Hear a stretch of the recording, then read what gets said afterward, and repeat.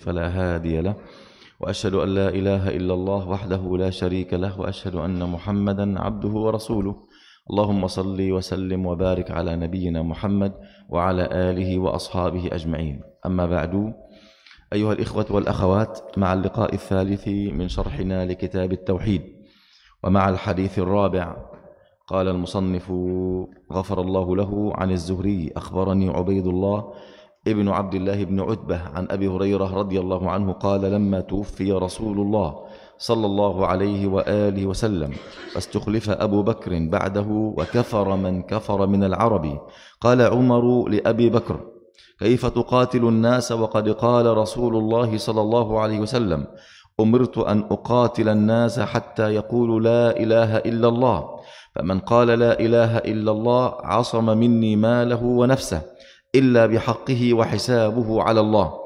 فقال: والله لأقاتلن من فرق بين الصلاة والزكاة، فإن الزكاة حق المال، والله لو منعوني عقالا كانوا يؤدونه إلى رسول الله صلى الله عليه وسلم لقاتلتهم على منعه. فقال عمر: فوالله ما هو إلا أن رأيت الله قد شرح صدر أبي بكر للقتال فعرفت أنه الحق. Bismillahirrahmanirrahim. Assalamualaikum warahmatullahi wabarakatuh. Alhamdulillah, wassalatu wassalamu ala rasulillah wa ala alihi wa sahbihi wa mawalah. Asyhadu an la ilaha illallah wahdahu la syarikalah wa asyhadu anna Muhammadan abduhu wa rasuluh. Amma ba'd. Fadilatul Syekh Dr. Abdul Hasan hafizahullahu ta'ala wa ra'ah membuka kajian kita pagi ini dengan memuji Allah Subhanahu wa ta'ala.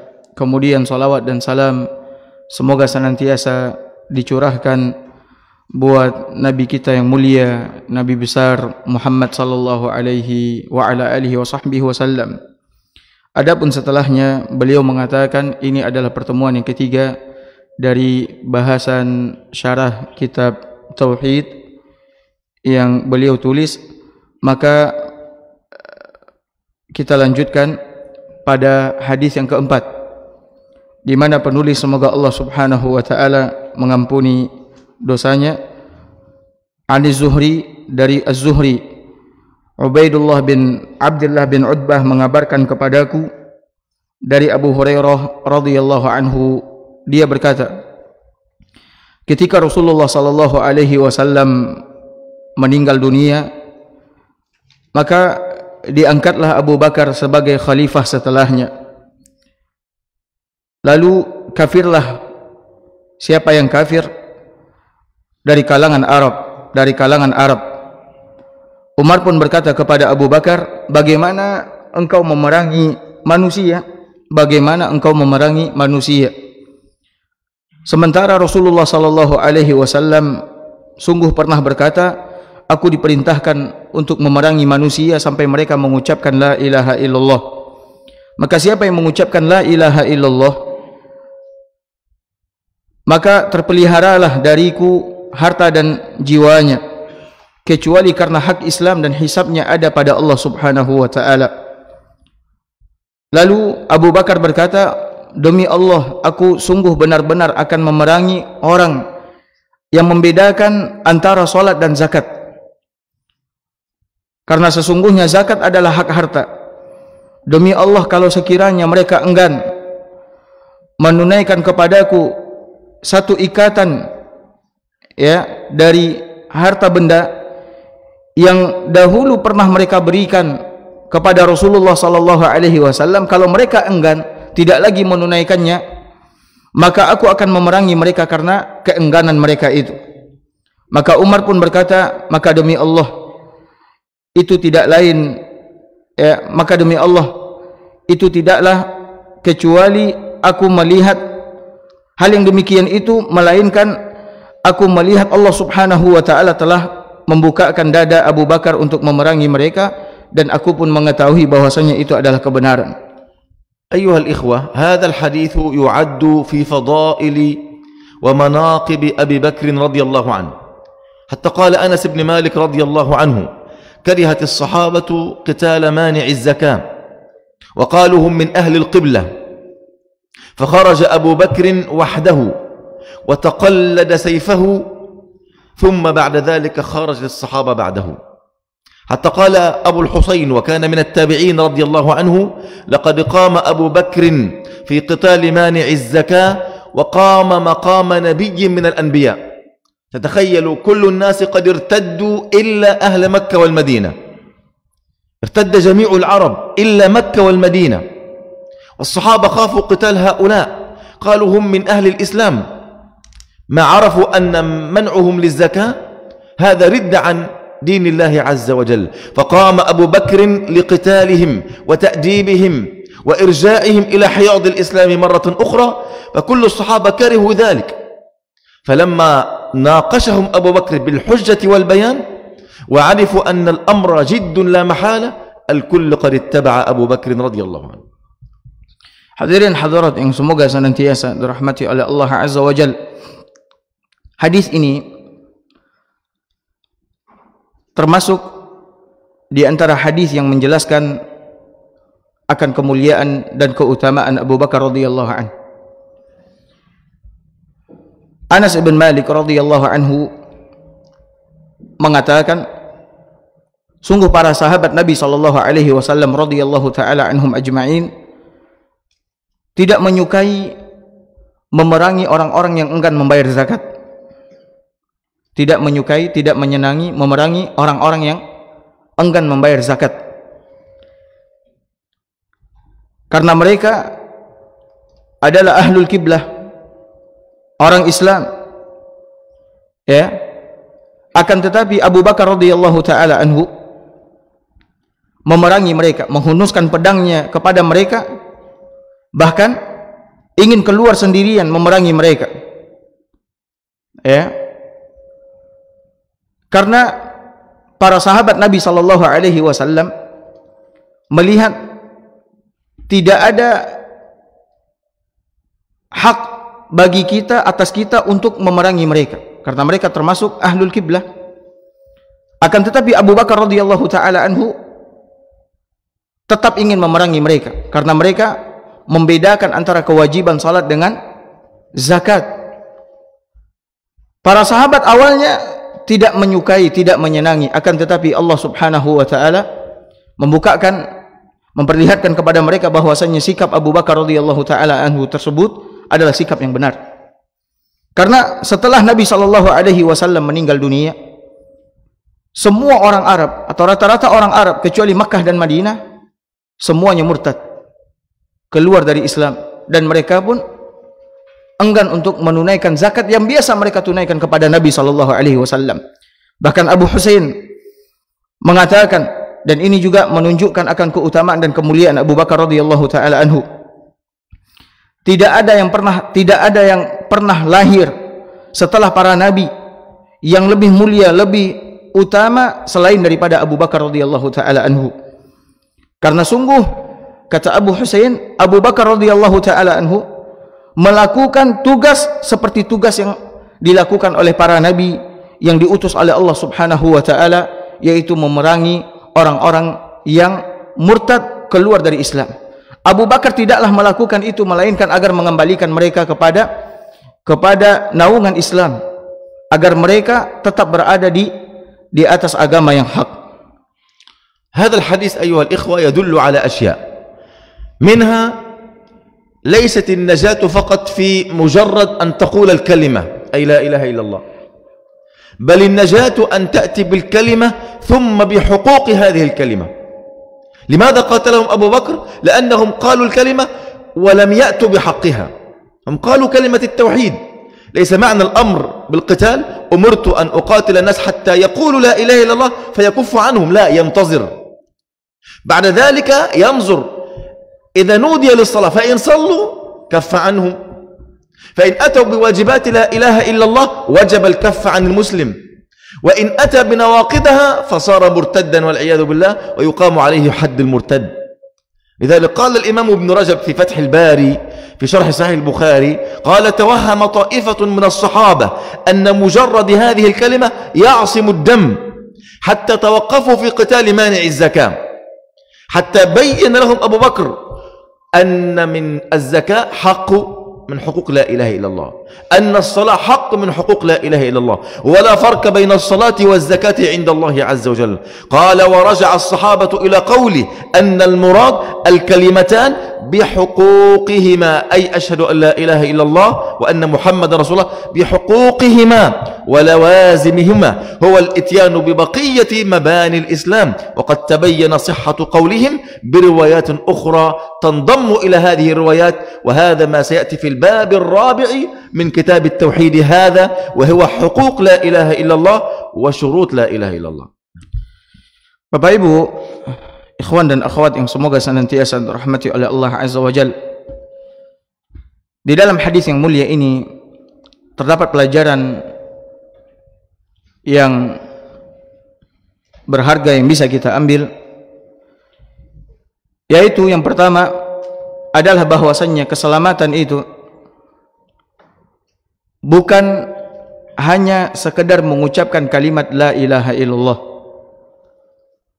Ya, keselamatan bukan hanya sekedar mengucapkan kalimat la ilaha illallah, akan tetapi mengucapkan kalimat la ilaha illallah kemudian menunaikan hak kalimat tersebut. Menunaikan hak kalimat tersebut. Apa haknya yang harus kita tunaikan ketika kita mengucapkan kalimat la ilaha illallah? Apa syarat yang mesti kita penuhi? Apa konsekuensinya ketika kita mengucapkan la ilaha illallah Muhammad Rasulullah? Karena ucapan Nabi sallallahu alaihi wasallam, umirtu an uqatilan nasa hatta yaqulu la ilaha illallah. Aku diperintahkan oleh Allah Subhanahu wa taala untuk memerangi manusia agar mereka mengucapkan kalimat la ilaha illallah. Ini bukan hanya sekadar ucapan. Ya. Akan tetapi Nabi sallallahu alaihi wasallam melihat apakah mereka mendirikan salat. Kalau sekiranya mereka mendirikan salat, ini adalah hak la ilaha illallah yang harus mereka penuhi. Kemudian dilihat lagi, apakah mereka menunaikan zakat? Kalau sekiranya mereka menunaikan zakat, ini adalah haknya la ilaha illallah. Maka baru Nabi SAW ya, menjaga dan melindungi harta dan jiwa mereka. Harta dan jiwa mereka. Jadi makna mengucapkan kalimat la ilaha illallah bukan hanya sekedar mengucapkan kalimat tersebut, akan tetapi wajib bagi siapapun yang mengucapkan kalimat la ilaha illallah untuk menunaikan haknya dan memenuhi syarat-syarat.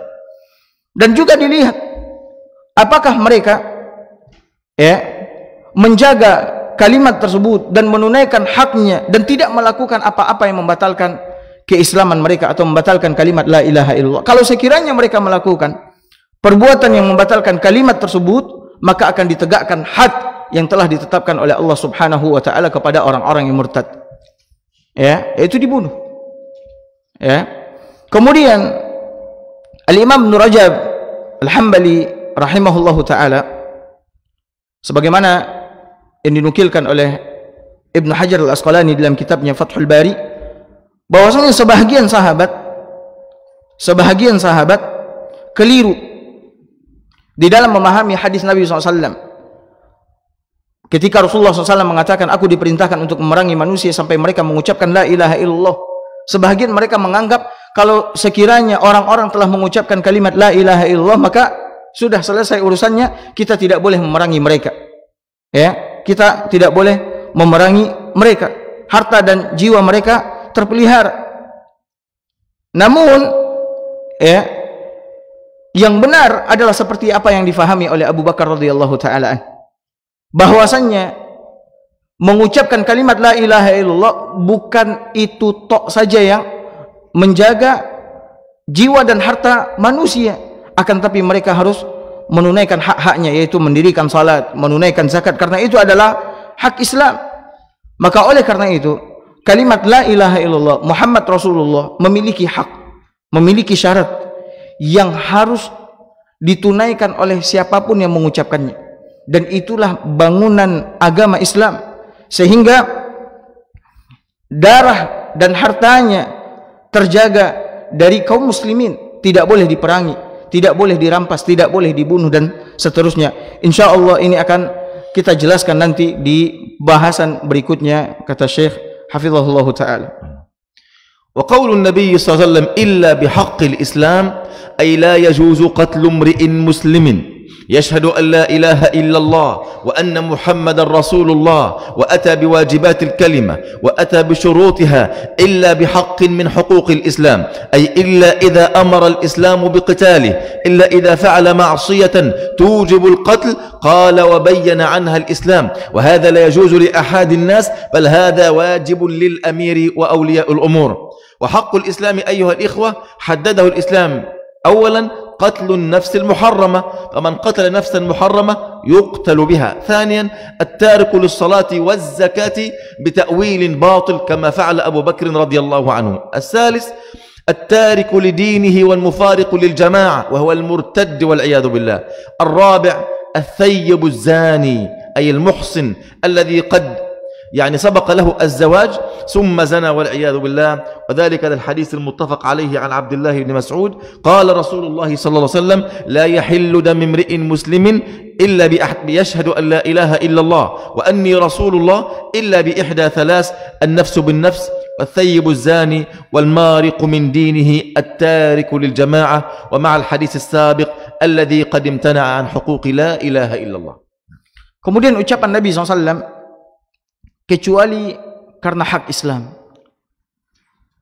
Artinya Nabi SAW tadi mengatakan aku diperintahkan untuk memerangi manusia sampai mereka mengucapkan kalimat la ilaha illallah, mendirikan salat, menunaikan zakat.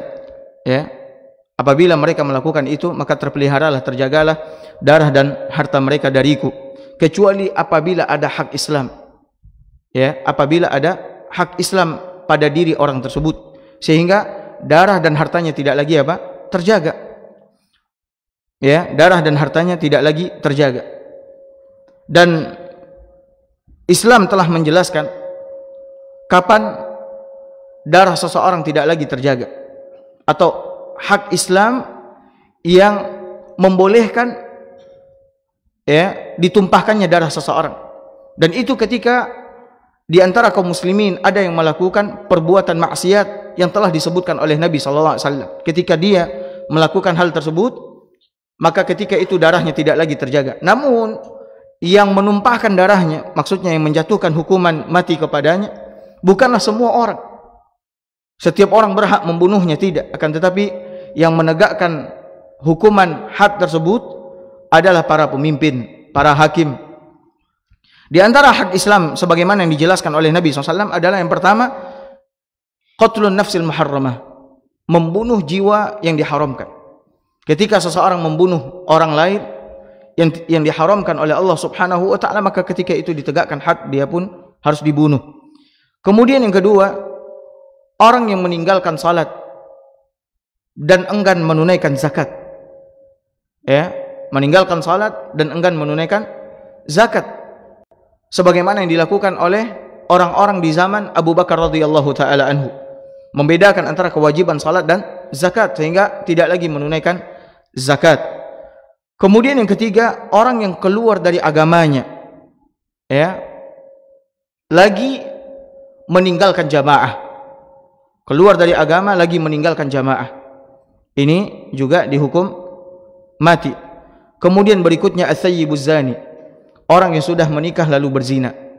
Orang yang sudah menikah lalu berzina ini pun juga dihukum mati. Ini berdasarkan hadis Nabi SAW yang diriwayatkan oleh Imam Al-Bukhari dan Muslim dari hadisnya Abdullah bin Mas'ud radhiyallahu taala anhu. Rasulullah SAW bersabda, la yahillu damu mri'in muslim, tidak halal darah seorang muslim yang mengucapkan la ilaha illallah dan aku adalah rasul utusan Allah azza wajal, kecuali karena tiga perkara.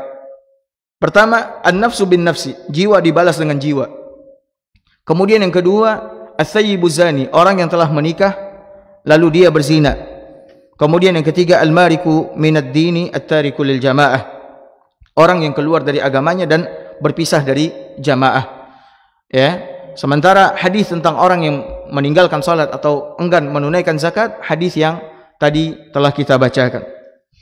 Al-hadithul khamis ayyuhal ikhwah, an Humaydin at-Tawil an Anas bin Malik radhiyallahu anhu qala qala Rasulullah sallallahu alaihi wasallam, أمرت أن أقاتل الناس حتى يقولوا لا إله إلا الله فإذا قالوها وصلوا صلاتنا واستقبلوا قبلتنا وذبحوا ذبيحتنا فقد حرمت علينا دماؤهم وأموالهم إلا بحقها وقد بينا حقها في الحديث الماضي له ما للمسلم وعليه ما على المسلم. Kemudian hadis yang kelima dari Humaid At-Tawil dari Anas bin Malik, dia berkata Rasulullah SAW bersabda, aku diperintahkan untuk memerangi manusia sampai mereka mengucapkan la ilaha illallah. Maka apabila mereka mengucapkannya lalu mengerjakan salat seperti salat kita, kemudian menghadap ke arah kiblat kita, menyembelih seperti sembelihan kita, faqad harumat alaina dima'uhum wa amwaluhum illa bihaqqiha, maka haram atas kita darah dan harta mereka kecuali karena hak kalimat tersebut. Lahu malil muslim, maka baginya hak yang menjadi hak orang muslim, dan atasnya hukuman atau sanksi sebagaimana atas setiap muslim. أيها الإخوة، دل هذا الحديث على أن الأصل في معاملة الناس أنها على الظاهر وليست على الباطن. النبي صلى الله عليه وسلم أشار إلى أشياء ظاهرة نحكم بمقتضاها على إسلام المرء وعلى عصمة ماله ودمه، وهي الصلاة واستقبال القبلة والأكل من ذبيحة المسلمين، كل هذا أمور ظاهرة. كذلك في الحديث السابق في قول النبي عليه السلام وحسابهم على الله، أي أن من قال بالشهادتين وصلى الصلاة وآتى الزكاة وأتى بالأعمال الظاهرة فنحكم له بالإسلام الظاهر ونجري عليه معاملة المسلمين. أما في الآخرة فإن كان صادقا قبله الله وإن كان كاذبا كان من المنافقين. فالحساب هنا في الآخرة، أما في الدنيا فمجرد قول الكلمة والإتيان بشروطها والابتعاد عن نواقضها يعصم دم المرء ولو كنت متأكد أنه منافق. فالنبي لم يقاتل المنافقين في المدينة. لماذا؟ لأنهم أتوا بالكلمة وأتوا بالأعمال الظاهرة. فهذا الحديث الذي معنا أيضا الحديث الخامس يدل على أن الأصل في الأحكام الدنيوية أنها على الظاهر، والأصل في الأحكام الأخروية فهذه حساب العباد فيها على الله الذي يعلم السرائر. Bapak Ibu hadirin hadirat yang semoga senantiasa dirahmati oleh Allah Azza wa Jalla, hadis yang tadi kita bacakan menunjukkan bahwasannya hukum asal ketika bermuamalah dengan manusia itu dilihat dari apa yang tampak, tidak dari apa yang tidak tampak, dari batinnya tidak, akan tapi apa yang tampak. Dan hukum-hukum di dalam Islam juga diberlakukan kepada mereka berdasarkan apa yang tampak. Sedangkan apa yang tidak tampak maka itu dikembalikan kepada siapa? Kepada Allah Subhanahu wa taala. Nah, lihat di dalam hadis yang mulia ini Nabi sallallahu alaihi wasallam menerangkan dan menjelaskan kepada kita bahwasannya kita ketika berinteraksi dengan orang-orang maka kita berinteraksi dengan apa yang tampak. Ketika seseorang mengucapkan kalimat la ilaha illallah kemudian mengerjakan salat, ini semua adalah sesuatu yang tampak dan terlihat. Dia mengucapkan la ilaha illallah kemudian salat, kemudian menunaikan zakat, kemudian menyembelih seperti sembelihan kita, maka dia dihukumi apa? Dihukumi Islam. Harta dan darahnya terpelihara, tidak boleh dirusak, tidak boleh diganggu, tidak boleh ditumpahkan. Sedangkan apa yang dia sembunyikan di dalam dirinya maka itu dikembalikan kepada Allah Subhanahu wa taala. Makanya Nabi SAW di akhir hadis mengatakan wa hisabuhum Allah, sementara hisab mereka dikembalikan atas Allah Azza wa Jalla. Makanya oleh karena itu di dalam hadis ini Nabi SAW menyebutkan kepada kita perkara-perkara yang tampak semuanya. Salat, zakat, menghadap ke arah kiblat, kemudian menyembelih seperti sembelihan kita. Ketika manusia melakukan hal yang demikian, sekali lagi harta dan darahnya terjaga, tidak boleh kita perangi, tidak boleh kita bunuh, hartanya tidak boleh kita rampas. Dan begitulah Nabi SAW bermuamalah dengan orang-orang yang hidup di kota Madinah, orang-orang munafik, ya, yang mereka menampakkan keislaman mereka kepada Nabi dan para sahabat, akan tetapi hati mereka apa? membenci Islam. Mereka kufur kepada Islam, akan tetapi lihat Nabi SAW tidak memerangi mereka. Tidak diperangi oleh Nabi SAW. Makanya oleh karena itu, kita hanya bisa ya bermuamalah dengan orang-orang berdasarkan apa yang tampak. Yang tidak tampak maka dikembalikan kepada Allah. Kalau sekiranya dia benar ya di dalam ucapannya, kemudian dia melaksanakan kewajiban-kewajiban ya, konsekuensi dari mengucapkan kalimat la ilaha illallah, maka harta dan darahnya terpelihara. Kalau sekiranya dia benar, jujur, Allah akan memberikan balasan. Namun kalau balasan yang baik kepadanya. Namun kalau sekiranya dia berbohong, maka Allah Subhanahu wa taala akan memberikan siksaan kepadanya nanti di akhirat. Jadi hukum asal ya bagi kita ketika berinteraksi dengan orang-orang adalah berdasarkan apa yang tampak oleh kita. Adapun yang tidak tampak maka dikembalikan kepada Allah Subhanahu wa taala. Wa qaulun Nabi sallallahu alaihi wasallam wastaqbalu qiblatana yadullu ala ta'zim amr al-qiblah. Hatta anna min alqab ahli al-islam ahlu al-qiblah. Min laqab al-muslimin yusammuna bi ahli al-qiblah ta'ziman li sha'niha. Wal qiblah rukn min arkan as-salah. Wa shart min shurutiha. فمن تعمد ترك القبلة وصلى فلا صلاة له ومن لا صلاة له فلا دين له. أيضا هذا الحديث يدل على أن للا إله إلا الله شروط وواجبات. من آكد حقوقها وشروطها وواجباتها أولا الصلاة. من صلى صلاتنا الصلاة هي من أعظم أركان الإسلام. ثانيا استقبال القبلة. أشار إلى استقبال القبلة للدليل على ركنيتها للصلاة وأهميتها وأنها من شعائر الإسلام الظاهرة. فإذا صلى أو إذا دخل في الإسلام رجل يهودي ولم يرد أن يصلي إلى قبلة المسلمين وقال أنا سأصلي إلى بيت المقدس، حينئذ لا يجوز له الإسلام. هو لم يدخل في الإسلام بعد لأنه لم يرضى بقبلة المسلمين. أيضا الأكل من ذبيحة المسلمين، لأن في بعض اليهود لا يأكل من ذبيحة المسلمين. بعض يعني النصارى واليهود يعني يستقذر ذبيحة المسلمين والعياذ بالله، وربما يدخل في الإسلام ويقول لا إله إلا الله لكنه لم يأكل من ذبيحتهم، فهذا دليل على أن إسلامه لم يكتمل. Kemudian Bapak Ibu hadirin hadirat yang semoga senantiasa dirahmati oleh Allah Azza wa Jalla, Nabi SAW mengatakan dalam hadis yang tadi kita bacakan, wastaqbalu qiblatana, mereka menghadap ke arah kiblat kita. Mereka menghadap ke arah kiblat kita. Ini menunjukkan akan keagungan perkara kiblat, kebesaran perkara kiblat. Kiblat kita kemana? Kiblat kita kemana? Ka'bah. Kiblat kita Ka'bah, ya, Masjidil Haram yang ada di Mekah. Ya, menghadap ke arah kiblat ini merupakan salah satu di antara rukun salat atau syarat wajib salat. Siapapun yang salat, dia harus menghadap ke arah apa? Kiblat. Ya, dia harus menghadap ke arah kiblat. Siapa yang salat tidak menghadap ke arah kiblat, dengan sengaja dia tidak menghadap ke arah kiblat, tapi dia menghadap ke arah yang lain, atau dia menghadap ke arah Baitul Maqdis di Palestina. Ya, misalkan orang Yahudi masuk ke dalam Islam, akan tapi setelah dia masuk Islam, dia tidak mau salat menghadap ke arah kiblat kaum muslimin, yaitu Ka'bah, kan tapi dia menghadap ke Baitul Maqdis, maka salatnya tidak diterima dan agamanya pun juga tidak diterima karena dia tidak mau menerima kiblat kaum muslimin, tidak mau menerima kiblat kaum muslimin. Dan di antara hal yang juga menunjukkan keagungan kiblat, orang-orang Islam ini di antara panggilan atau sebutan untuk orang-orang Islam kaum muslimin adalah apa? Ahlul kiblah, ahli kiblat. Ya, ahli kiblat. Ini di antara bentuk atau hal yang menunjukkan akan keagungan kiblat, akan keagungan kiblat. Kemudian juga di antara yang menunjukkan keagungan kiblat, bahwasanya kita salat harus menghadap ke arah apa?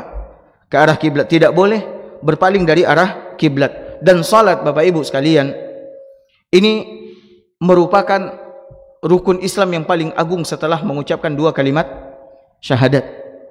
Rukun Islam yang paling agung, yang paling utama, yang paling besar, dan termasuk di antara konsekuensi dari mengucapkan kalimat la ilaha illallah adalah mendirikan salat yang 5 waktu sehari semalam. Siapa yang meninggalkan salat, maka kalau sekiranya dia meninggalkannya karena mengingkari kewajibannya, maka dia telah batal ya di dalam mengucapkan kalimat la ilaha illallah. Tidak ada lagi agama baginya. Dan siapa yang meninggalkannya tetap karena malas ya, karena malas akan tetapi tetap meyakini akan kewajibannya, maka dia telah melakukan dosa yang paling besar di dalam Islam. Kemudian Bapak Ibu hadirin hadirat yang semoga senantiasa dirahmati oleh Allah, Nabi pun juga menyebutkan di dalam hadis ini tentang memakan sembelihan orang-orang Islam, memakan sembelihan orang-orang Islam. Ya, ini juga penting. Bahwasanya sembelihan orang-orang Islam itu halal, boleh dimakan. Maka kalau sekiranya ada di antara orang non kemudian dia masuk ke dalam Islam, akan tetapi dia tidak mau memakan sembelihan orang Islam, maka ini keislamannya dipertanyakan. Keislamannya apa? Dipertanyakan. Karena ada di antara orang-orang Yahudi ketika mereka masuk Islam, ya, mereka dahulu ketika masih Yahudi mereka membenci dan menganggap jorok sembelihan orang-orang Islam sehingga mereka tidak mau memakannya. Nah. الحديث السادس أيها الإخوة عن سهيل بن أبي صالح عن أبيه عن أبو هريرة أن النبي صلى الله عليه وسلم قال يوم خيبر لأعطين هذه الراية رجلا يحب الله ورسوله يفتح الله على يديه. قال عمر بن الخطاب ما أحببت الإمارة إلا يومئذ. قال فتساورت لها رجاء أن أدعى لها. تساورت أي تشوف، يأتي إلى النبي صلى الله عليه وسلم لكي يراه النبي، لكي يعني رجاء أن يدعوه النبي ليأخذ هذه الراية، لأن هذه بشرى يحب الله ورسوله. قال فتساورت لها رجاء أن أدعى لها. قال فدعا رسول الله صلى الله عليه وسلم علي بن أبي طالب فأعطاه الراية وقال امشي ولا تلتفت، أي لا تلتفت لا يمنة ولا يسرة ولا إلى الوراء. قال امشي ولا تلتفت حتى يفتح الله على يديك. قال فسار علي شيئا يعني يسيرا، خطوات يسيرة، ثم وقف ولم يلتفت امتثالا لأمر النبي فصرخ يا رسول الله على ماذا أقاتل الناس؟ قال قاتلهم حتى يشهدوا أن لا إله إلا الله وأن محمد رسول الله، فإذا فعلوا ذلك فقد منعوا منك دماءهم وأموالهم إلا بحقها وحسابهم على الله تعالى. Kemudian hadis yang ke-6 dari Suhail, dari bapaknya, dari Abu Hurairah radhiyallahu an, bahwa Rasulullah sallallahu alaihi wasallam bersabda pada perang Khaybar, kata Nabi, sungguh aku benar-benar akan memberikan panji ini kepada seorang laki-laki yang mencintai Allah dan Rasulnya. Sungguh aku akan memberikan bendera panji peperangan ini kepada seorang laki-laki yang mencintai Allah dan Rasulnya. Allah subhanahu wa ta'ala akan memberikan kemenangan melalui kedua tangannya. Maka Umar ibn al-Khattab radhiyallahu ta'ala anhu berkata, aku tidak menginginkan kepemimpinan kecuali pada hari itu. Aku tidak menginginkan kepemimpinan kecuali pada hari itu. Kenapa? Karena Nabi mengatakan lelaki yang mencintai Allah dan Rasul. Ini adalah kesaksian yang sangat besar dari Nabi sallallahu alaihi wasallam. Maka Umar ibn al-Khattab radhiyallahu taala anhu pun mengatakan fatasawartu laha raja'a an ud'a laha. Maka aku pun menginjit atau datang muncul di hadapan Nabi SAW agar Nabi melihatku kemudian memanggilku dan memberikan apa? Panji itu kepadaku. Ya, dia tidak menginginkan kepemimpinan kecuali pada hari itu karena kesaksian Nabi SAW. Dia datang, dia sengaja lewat depan Nabi atau dia sengaja menginjit dan seterusnya agar Nabi melihatnya kemudian memanggilnya lalu memberikan panji bendera perang itu kepadanya. Akan tetapi kata Abu Hurairah radhiyallahu taala anhu, Rasulullah SAW memanggil Ali bin Abi Talib radhiyallahu taala anhu. Panggil Ali, lalu Nabi pun memberikan panji tersebut kepada Ali. Kemudian Nabi pun berpesan kepada Ali, wahai Ali, pergilah dan janganlah kau menoleh, ya, janganlah kau menoleh ke kanan ataupun ke kiri, ya, sampai Allah subhanahu wa ta'ala memberikan kemenangan kepadamu. Pergilah, ini panji, pergilah engkau berperang dan jangan kau menoleh, kata Nabi SAW, sampai Allah subhanahu wa ta'ala membukakan kemenangan melalui dirimu. Maka Ali pun mulai berjalan dengan jalan yang ringan. Kemudian dia berhenti, dia berhenti namun tidak menoleh karena Nabi SAW tadi berpesan apa? Jangan menoleh, berjalan dan jangan menoleh. Dia berhenti dan tidak menoleh. seperti ini sahabat Nabi SAW. Patuh dengan perkataan Nabi SAW. Lalu Ali berkata, wahai Rasul, dia berteriak. Dia sudah berjalan beberapa langkah dan dia berhenti, dia berteriak. Dan dia tidak menoleh. Ya Rasulullah, atas hal apa aku memerangi mereka? Ya, atas hal apa aku memerangi mereka? Aku harus memerangi mereka. Maka Nabi SAW mengatakan, perangi mereka sampai mereka bersaksi la ilaha illallah dan bahwasanya Muhammad adalah Rasul utusan Allah Subhanahu wa taala. Kalau mereka melakukan hal yang demikian, maka sungguh mereka telah menjaga darah dan harta mereka darimu, kecuali apabila ada hak Islam dan hisab mereka dikembalikan kepada Allah Subhanahu wa taala. Ayuhal ikhwah, kana al-yahud fi al-Madinah thalathatu qabail. Qabilatu Khaybar wa Banu an-Nadir wa Banu Quraiza. Khaybar هو حصن أو قبيلة من قبائل اليهود تبعد عن المدينة ما يقرب من 100 ميل.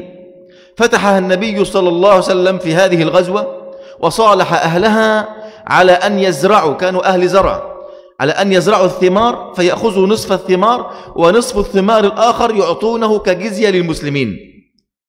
وبقوا على ذلك إلى خلافة عمر بن الخطاب ففعلوا مشاكل فأجلاهم عمر، طردهم عمر إلى بلاد الشام وإلى أزرعات. والراية أيها الإخوة أو اللواء في الجيش هو الذي يعرف به موضع قائد الجيش، فإذا دمرت الراية أو نكست الراية دل هذا على أنهم قد انهزموا. فالراية لها شأن عظيم في المعارك من قبل. Bapak Ibu hadirin hadirat yang semoga senantiasa dirahmati oleh Allah Subhanahu wa taala. Di Madinah ada 3 kabilah orang-orang Yahudi. Hidup di Madinah 3 kabilah orang-orang Yahudi. Kabilah yang pertama adalah kabilah Khaybar, kemudian Bani Nadhr, kemudian Bani Quraidah. Bani Quraidah. Adapun Khaybar, orang-orang Yahudi yang berada di Khaybar. Khaybar itu jaraknya dari kota Madinah sendiri itu lebih kurang 100 mil. 100 mil. Dan mereka hidup bersama kaum muslimin. Dan Nabi SAW bersama kaum muslimin membuat perjanjian dengan mereka. Membuat perjanjian dengan mereka. Di mana Nabi menyuruh mereka untuk bercocok tanam. Nanti hasilnya separuh mereka ambil, separuh lagi diberikan kepada kaum muslimin. Separuhnya lagi diberikan kepada kaum muslimin. Inilah orang-orang Yahudi yang hidup di sekitar kota Madinah. Namun mereka membuat masalah, melanggar perjanjian, kemudian membuat masalah sampai-sampai Umar bin Khattab mengusir mereka semua. Mengusir mereka ke negeri Syam. Mereka dikeluarkan dari apa? Dari kota Madinah. Dikeluarkan dari kota Madinah. Kemudian Bapak Ibu hadirin hadirat yang semoga senantiasa dirahmati oleh Allah Subhanahu wa taala. Adapun ar-rayah yang disebutkan dalam hadis, panji peperangan, ini memiliki simbol yang sangat besar di dalam peperangan. Di mana ketika seseorang memegang panji perang, yaitu bendera perang, maka itu menunjukkan yang memegangnya itu adalah pemimpin dari pasukan perang. Pemimpin atau panglima dari pasukan perang. Maka oleh karena itu, yang memegang panji perang atau peperangan itu adalah orang-orang yang besar, orang-orang yang mulia. Dan sebuah kehormatan ketika mereka di dalam berperang memegang apa? Panji peperangan. Dan itu juga sebagai simbol menang atau kalah. Kalau sekiranya panji tersebut tidak lagi terlihat atau panji tersebut telah tersobek, hancur dan habis, maka itu menunjukkan bahwasannya pemimpin pasukan perang tersebut telah apa? Mati, telah tiada. Makanya oleh karena itu, ar-rayah, panji perang itu merupakan sebuah simbol yang besar di dalam peperangan. أيها الإخوة، الصحابة لم يكونوا يعرفون مسألة حب الإمارة ولا حب الرئاسة ولا الولاية أبدا إلا في هذا الحديث. لماذا؟ لأن في هذا الحديث هنا بشارتين. البشارة الأولى شهادة النبي لهذا الذي سيحمل اللواء أنه يحب الله ورسوله. الشهادة الثانية أن الله سيفتح على يديه. فلذلك كل الصحابة قد تشور وتشوف وتسور لأن يحمل الراية، كما جاء في حديث سهل بن سعد بلفظ آخر قال: فلما أصبح الناس أي الصحابة غدوا على رسول الله صلى الله عليه وسلم كلهم يرجو أن يعطاها، فقال: أين علي بن أبي طالب؟ في الصباح في الفجر: أين علي بن أبي طالب؟ فقالوا: إنه يشتكي عينيه، فدعا به فأتي بعلي رضي الله عنه لا يرى بعينيه، فمسح النبي على عينيه فبرئتا كأنه لم يكن مريض من قبل، فأعطاه الراية وقال: لا تلتفت. هذا أمر بعدم الالتفات، ونهي من رسول الله ألا يلتفت علي بن أبي طالب. وهذا أيها السائر إلى الله يعني علامة من علامات صحة القلب في طريقك إلى الله عز وجل. لا تلتفت إلى الدنيا، لا تلتفت إلى قول المستهزئين، لا تلتفت إلى قول المخالفين، لا تلتفت إلى حديث نفسك الأمارة بالسوء، لا تلتفت إلى زينة الدنيا، واعلم بأن الذين لا يلتفتون هم الذين يصلون إلى الله عز وجل. الله قال سبحانه وتعالى: واصبر نفسك مع الذين يدعون ربهم بالغداة والعشي ولا تعد عيناك عنهم. لا تعد عيناك عنهم معناها لا تلتفت عن هؤلاء، لا تلتفت عن طريق الله ولا عن أمر الله ولا عن نهي الله، لا تلتفت عن العمل لدين الله عز وجل، لا تلتفت عن هدفك وهو أن يرضى الله عنك وتدخل الجنة. علي بن أبي طالب لما صار هو لا يدري ماذا سيفعل، يريد أن يسأل النبي فما التفت، ولكن قال: يا رسول الله، هكذا النبي خلفه: يا رسول الله على ماذا أقاتلهم؟ هنا الشاهد من هذا الحديث وهو أن أول أمر على العبيد هو معرفة الله بالتوحيد. قال: أن يشهدوا أن لا إله إلا الله وأن محمد رسول الله ويقيموا الصلاة ويؤتوا الزكاة. خلاص، هذا إذا فعلوها فقد عصموا دماءهم وحسابهم أي في الآخرة على الله سبحانه وتعالى. Bapak Ibu hadirin hadirat yang semoga senantiasa dirahmati oleh Allah Azza wa Jalla. Di dalam hadis ini juga dijelaskan kepada kita bahwasanya para sahabat Nabi SAW tidak pernah meminta jabatan kepemimpinan. Bahkan mereka tidak mengenal perkara yang demikian, meminta jabatan, meminta kepemimpinan, kecuali di hari itu. Kenapa? Karena di dalam ucapan Nabi SAW terdapat dua kabar gembira. Yang pertama, lelaki yang Nabi SAW akan memberikan panji perang kepadanya, dia adalah orang yang mencintai Allah dan Rasul. Ini adalah kesaksian dari siapa? Nabi. Kemudian yang kedua, Allah akan berikan kemenangan melalui dia. Sehingga para sahabat ketika itu menginginkan kepemimpinan, artinya mendapatkan kehormatan, jabatan untuk memegang panji perang tersebut. Ini dijelaskan dalam riwayat yang lain, di mana Nabi SAW berkata kepada sahabat-sahabatnya, kata Nabi, sungguh aku akan memberikan panji ini kepada orang yang mencintai Allah dan Rasul, dan Allah dan Rasul pun juga mencintai dirinya.